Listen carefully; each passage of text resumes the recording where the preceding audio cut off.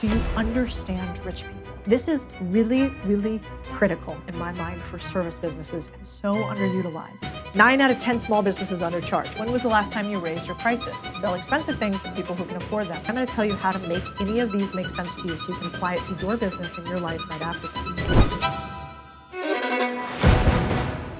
This is the Big Deal Podcast, and I'm Codie Sanchez. Welcome back. Today, we're talking to you builders about how to make more money. I call this the sell things to rich people, they pay more. And I know that's true and it's cute, but is it so easy? Having sold clients who are both not so rich and rich, there is a truth to this meme, which I want to read to you. You can see it here. It says, $500 client. I just feel as though with this investment I'm about to make in you, that you should understand how our lives are about to change. And I need results and you need to bring them, and I'm entrusting you with our livelihood and lives. $50,000 client. Money sent, thanks. Anybody who's been in business kind of chuckles at this, except it's true. Now, here's why I understand the $500 client.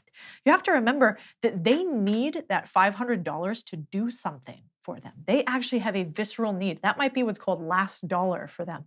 They need the return on that dollar to be so significant that they hold you to a level that is actually irrational.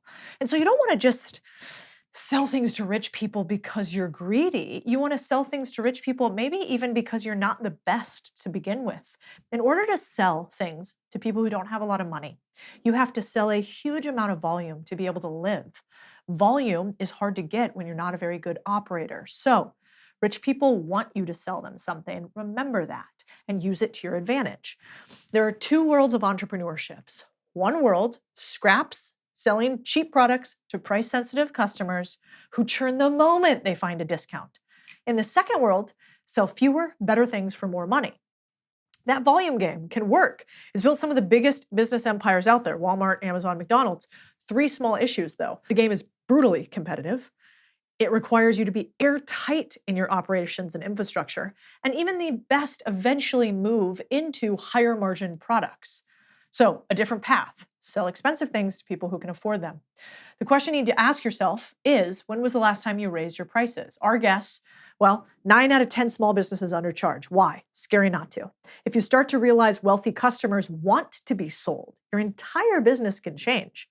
The question though is, what do rich people actually buy? There are 5 reasons rich people buy, only 5.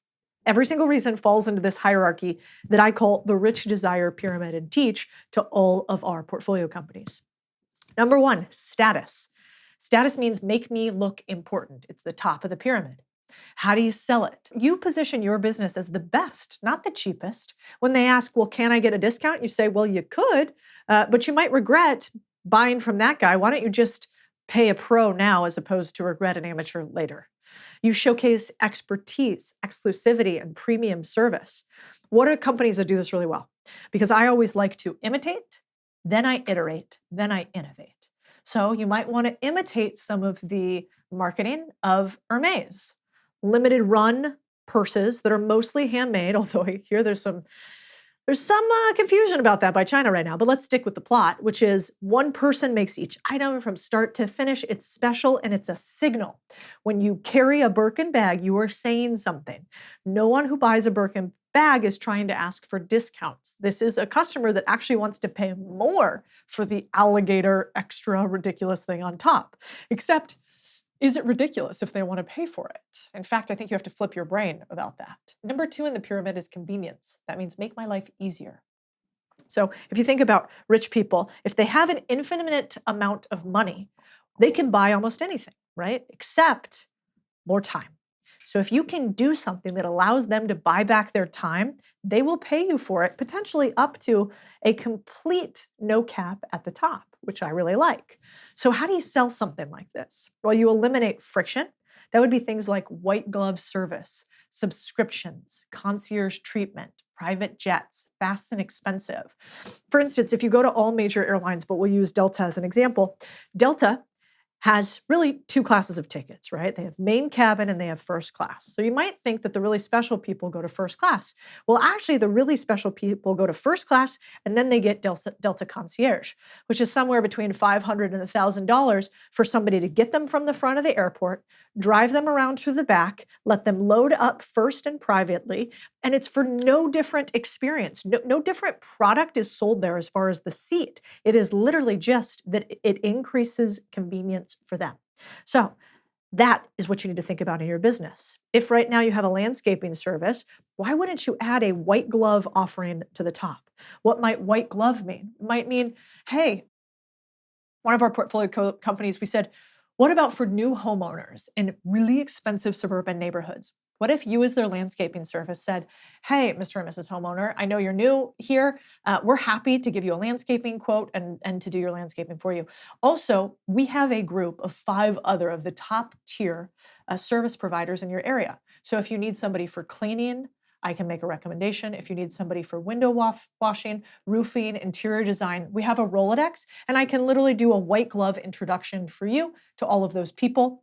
And what do you do on that? You actually take an affiliate cut on everybody. So this is not as scalable, but remember, because you have big margins and because you create convenience, you can have a very sexy business doing white glove service of existing services. By the way, if you're building a business right now and you're stuck or you want to break out to the next level, maybe you're not where you want to be today. Believe me, I've been there many, many times. I want you to know I got you. We help thousands of business owners a year figure out how to scale to the next level. One of my favorite mentors said, every level you have, there's just a higher level and a higher devil. And so if you've been in business for a while and you're doing 6, 7, or 8 figures, there's probably one thing standing in the way of your next level. That's why we host growth and scale workshops 4 times a year throughout the year in Austin, in Miami, in San Diego, and you may be a fit to come to one of them. If it sounds interesting to you to get help on how to scale your business to the next level, you can reach out to my team at the link in the show notes. We believe in you builders, but we also believe that it's a lonely road and you can't do it by yourself. Number 3, exclusivity. Let me in, keep others out. That's what they're saying. This is why there are private members clubs. This is why there are golf courses, because rich people want to feel special, good, bad, or otherwise, like them or don't like them. This is something that people want when they have a lot of money to buy. So how do you sell it? Restrict access, invite-only services, VIP tiers. This creates demand. Think about it like, I don't know, have you guys ever heard of Tiger 21?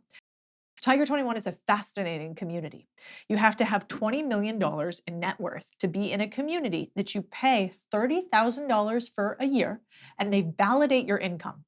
They will not let you in unless they can validate your income and also your net worth. How fascinating is that? And then you're in a room a couple times a year with only other people that are worth $20 million or above. They don't want any other people in it, so they charge you a premium for only allowing access to other people just like them. We can hate this and think it's elitist, or we can use it and get rich. It's really up to you. Number 4, privacy. Give me some space. So often, once you have a lot of money, other things come with that. For instance, now that I'm public on the internet, there's lots of people that get doxxed, right? So they want to make sure that they're protected. There are entire services for scrubbing all of your information off of the internet. There are services that scrub your businesses off the internet. Don't tell people about them. Supposedly there's quite a few celebrities who scrub their children's photos everywhere off the internet. And so as you get more famous and as you get more money, people want things from you. If you're famous, maybe they want your picture, they want access to you, whatever. If you have more money, they want some of it. And so if you can create this privacy buffer space, then you can make a lot of money. So how do you sell it? Well, you offer high trust, high security, high privacy services.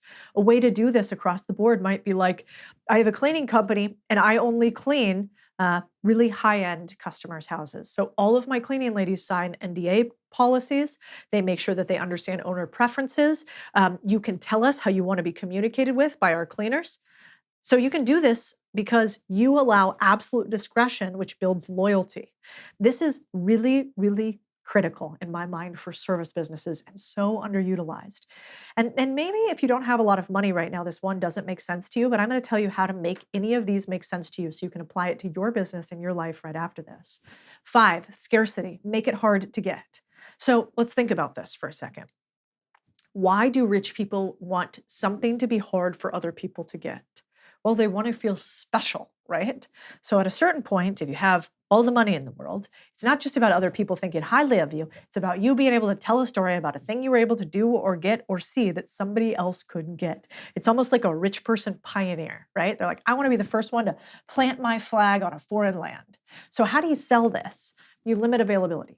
You do this on purpose. And let me tell you how rare this is for entrepreneurs to do. What do entrepreneurs want to do? Sell more things to more people again and again and again because they want to make more money. It actually doesn't make sense in your head commonsensically to think, well, maybe I should sell less things at a higher price. But that is what this is. And how you do this is waiting lists, premium tiers, applications, all drive demand. Think about waiting for the brand new shoe drops, or we talked about Birkin bags before. In fact, you want to actually have things that are a real commodity, which means they're limited in quantity. I met a guy, I was at this event, and this was an event for a bunch of rich people. And funny thing about rich people is they have weird hobbies. And so this guy in particular just exited his second or third SaaS company. And I'm sitting down with him and I'm like, what are you working on right now? Lord, do I wish I hadn't asked that question because I got a soliloquy on crystal marketplaces. He had just started a crystal marketplace. Now this isn't your ordinary woo-woo Austin crystal. He was showing me his crystal collection, which was like, I don't know, $1 million crystals. And I felt like that meme where that like guy is whispering into the girl's ear and she's just dying on the inside as she's listening to him. And that was me with crystals this day. And so he went on and on about how he's bought this $1 million crystal and it couldn't be anywhere else. And this is so special. And I feel like he might've missed the plot about what women care about today because he appeared to be single. But why would he care about that? Because there's only one crystal just like that in the world. There's only one diamond just like that in the world. They're buying into a feeling, a position, a lifestyle. They aren't price sensitive, they're value sensitive. And once you understand this philosophy, you'll be able to sell to rich people. If you want to sell to wealthy customers, you got to ask yourself the rule of two. Does your offer hit at least two of these categories? If you're selling convenience, add exclusivity. If you're selling status, add scarcity. If you're selling privacy, add convenience. Rich people want to spend money, give them a reason to. Here's the difference between the two. Selling cheap means you're going to have price-sensitive, high churn. You're going to have harder to scale volume game. You're going to have competitors everywhere. Selling rich means they'll pay a premium for the right product, no price shopping if they trust you, and will keep spending if you deliver. The difference between the two is really one singular idea. Do you understand rich people? And if right now you're like, oh, this sounds great, Codie, but I've never even met a person who could buy a Birkin bag or wouldn't think a $30, $50, or a $200,000 purse is criminal, then I need you to do something.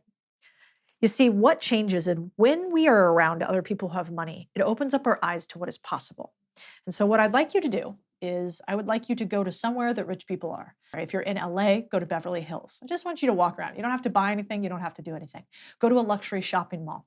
See how they engage with their customers there. Try to engage with the people who are there and see how they treat you versus other customers. What can you do to change the way that they treat you? If you dress a certain way, will they treat you differently? Go and sit in the lobby of the most expensive hotel you can find. Ritz-Carlton, Four Seasons. Dress how you think is appropriate. You can bring your own food and drink if you want to, be sneaky about that. But I want you to watch the people coming in and out of the lobby. How do they engage? If you get a chance, sit and chat with them. One of my friends, Jesse Eitzler, when he had no money before he married Sarah Blakely and they became billionaires and he started NetJets and a bunch of big companies, he used to go to the Beverly Hills Hotel in California. And he had no money then, but he would spend the little money that he had buying the cheapest item on the lunch menu in order to sit at lunch in Hollywood and meet as many people as he could. And every single day he would have a goal of engaging with one or two people there. And then he would see, how do these people engage in life? How do they think about things? How do they build? How do they get opportunities? And he credits those conversations with some of his path to becoming a billionaire. So get around rich people, sell to rich people, you will make more money. See you next week. I believe you are capable of building big, beautiful companies. Hey, I have something special for you for being such a loyal listener because you're here with me all the time. I get asked by a bunch of you, how do I tell if I should buy a business or not? Should you buy a business or not? What price should you buy a business at? How do you structure your deal? I got you, fam. So I'm going to gift you our deal calculator. Every time I look at a deal, I grab the numbers, plug it in here, and see how much money I could make or lose if I did a good or bad deal. So this is my gift to you. And if you're serious about buying a business, we want to help you. You can talk to my team about if you're a fit for our business buying community or curriculum. No matter what, here's your free gift. And if you need a hand to hold, I got you too. Hey crew, this is so cool. The podcast is growing like crazy, and it's only actually because of one thing, you. I don't know if you know this, but the only way the Big Deal Pod grows is when you share it with somebody else. We don't do ads, we don't do pay for play, we don't go on other people's podcasts and talk about it. So if you think there was something helpful here, if we made you money, we made you think about your business or life differently, the most beautiful thing you can do for me is share it. And the most beautiful thing you can do for someone that you care about is to share it with them, help them grow alongside you. So please share the pod. That's how we grow. And also tag me on anything you share. I love resharing other builders across Instagram, Twitter, and all other platforms. Thank you from the bottom of my heart. You're super important to me.